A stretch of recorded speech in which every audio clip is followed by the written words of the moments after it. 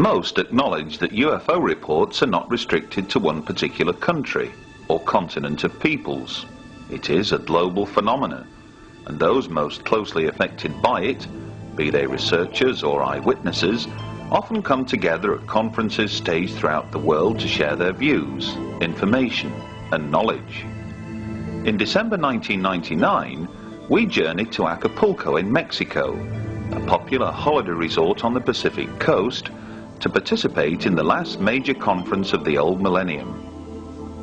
Countless holidaymakers flock to Acapulco from countries far and wide throughout the year, drawn by sun-drenched beaches, magnificent bays, and nightly festivities which are a throwback to ancient Mexican culture. But the main attraction of that December week was undoubtedly the Congreso Mundial OVNI, an event which saw several sparkling presentations by some of the best-known figures in international UFO research. During our week-long visit, we caught up with several of the speakers during breaks in proceedings to seek their views on matters which are both topical and of particular relevance to their own field of study. Among them was Dr. Bob Wood and his son Ryan, who, over the past couple of years, have made several outstanding breakthroughs in analyzing countless documents pertaining to an alleged covert UFO study group known as Majestic 12. Later, we hear from Dr. Richard Haynes, widely acknowledged to be the world's leading expert on UFO and pilot encounters.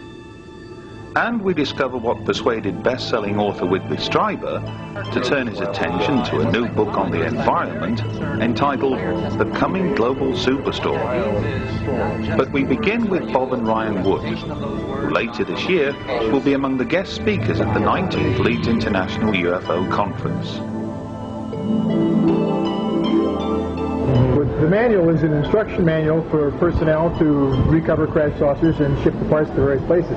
It does include special procedures for shipping from overseas. And so in that sense, it embraces the overseas aspect. Right. It's important to remember, it is a field manual for troops in the field. And I think that this was, it didn't give a very broad overview of the program or maybe the other foreign intelligence that may have been available, but it was sort of a how-to manual. And when you look at the mundaneness of crate packing, it is almost an identical copy of an existing field manual, Army field manual from Carlisle Barracks in Pennsylvania, where they have a reservoir of all these manuals. And you can find the references in the back of the manual perfectly line up for the era, and some of the documents changed shortly thereafter the manual was printed in April of '54. So it's interesting that it's such a tight fit to that time frame. And even you might say that the fact that it's just about recovering wreckage and so forth, and not about all the other aspects that you mentioned, lends towards its authenticity rather than detracts. There are some other subtleties associated with the language too. For example, the use of the word screwdriver is two separate words, is the way it's shown in the manual, and that is consistent with what was in the dictionary like in 1949. And then over the next decade, it changed to one-word use as the application to a vodka drink got more. Yeah, I'm glad you mentioned some of those things. I mean, the first thing I think of is the control page in the manual. At first, the control page was not distributed because Don Berliner didn't perceive it, and then later it was discovered, and the control page has specific changes in the manual, and then initials and authorizations.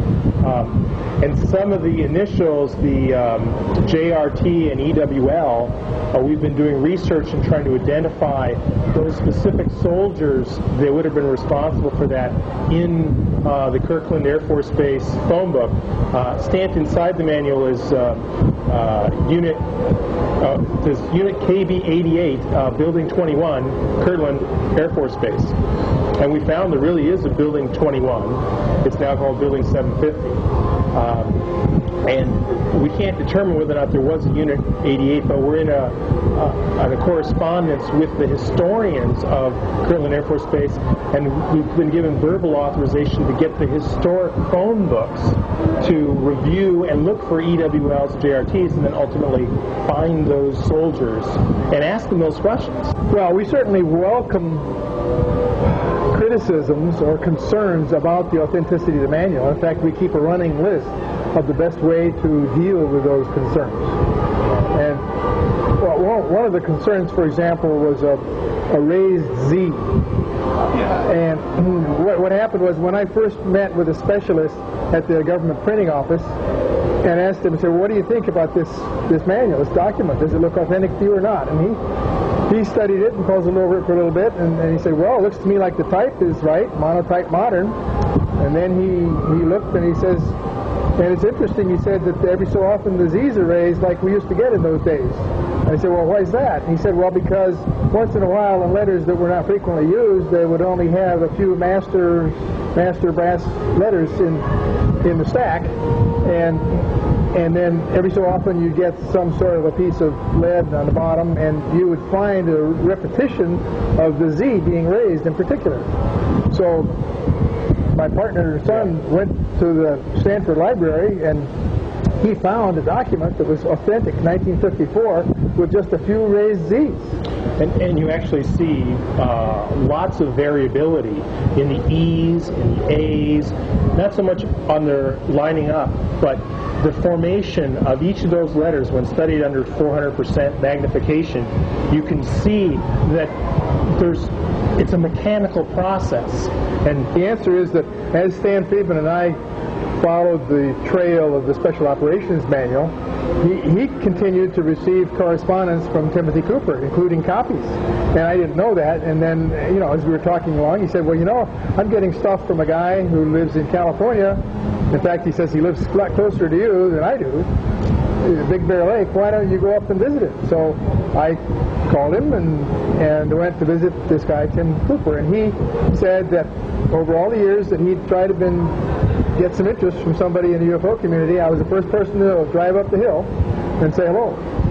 So he was therefore motivated to exchange information, and after a couple of meetings with him myself, then Brian and I met with him together. We probably had 6 visits, many dozens of hours. Yeah, 20 or 25 hours time with him.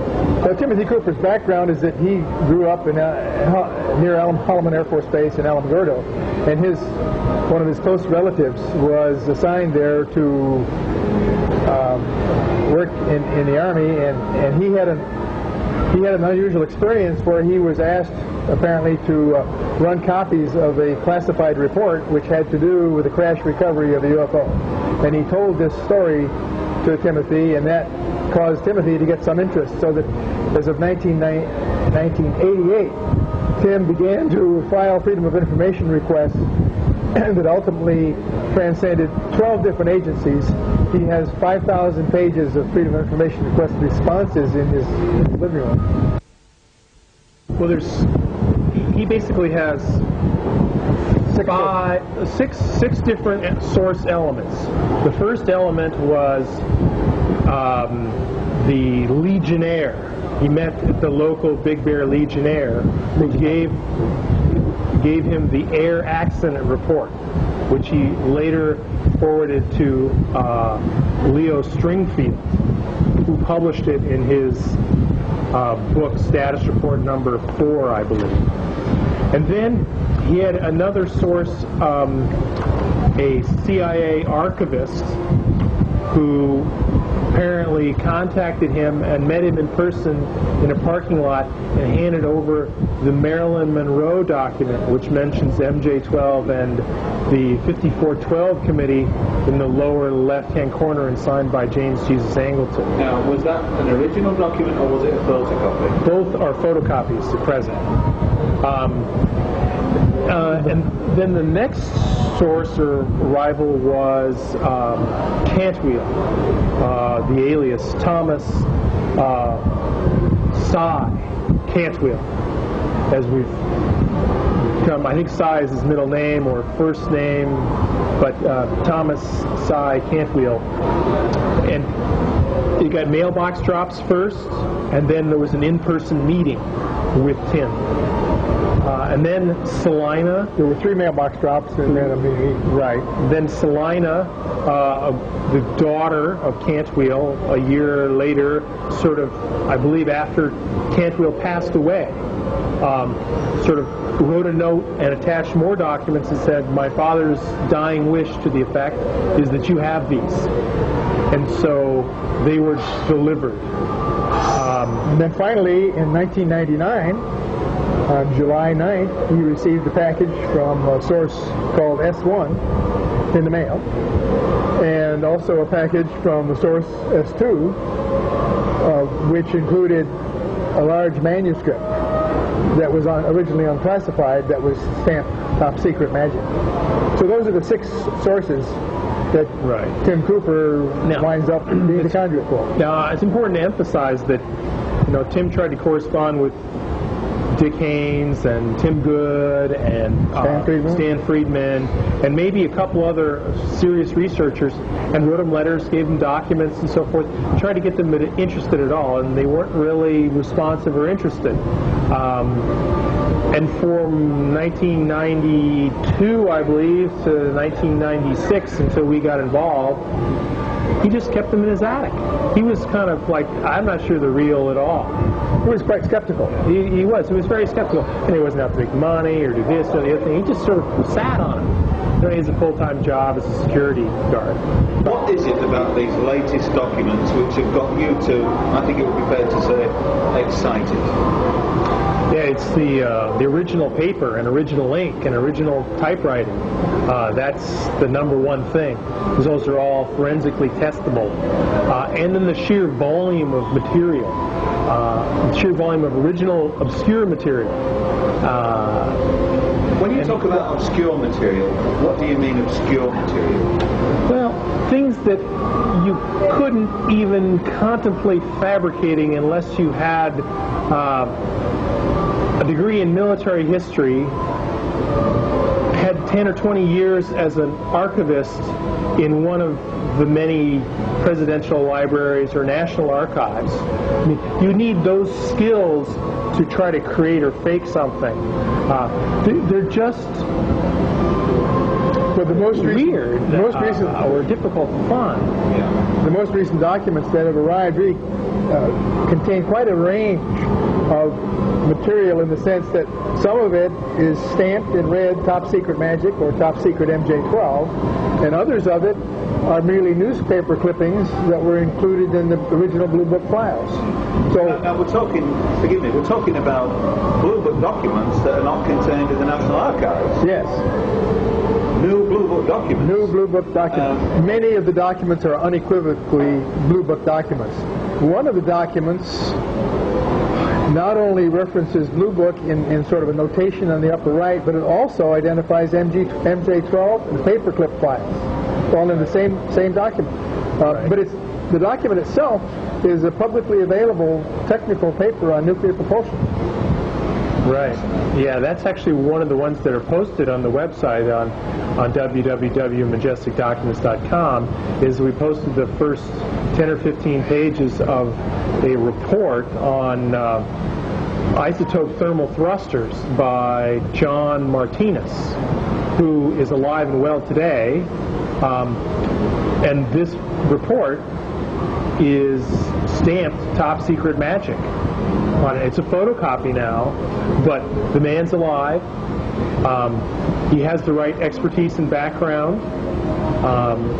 Everything sort of checks. The only thing that hasn't been done is to go confront him or ask him, did you write this? And that's a tricky situation, because I believe for the first time we have somebody who's fingerable as a source for reverse engineering and reverse sciencing. Here's a technical paper with Top Secret Magic on it. It's talking about propulsion technologies in the 50s, or actually his papers are from the 50s in some cases, but this is actually 1968 or 69 paper. So it may sound an obvious question, but how can we have a process guy? Well, the first thing he would do, suppose he's still cleared, he would call a security office and say, Bob and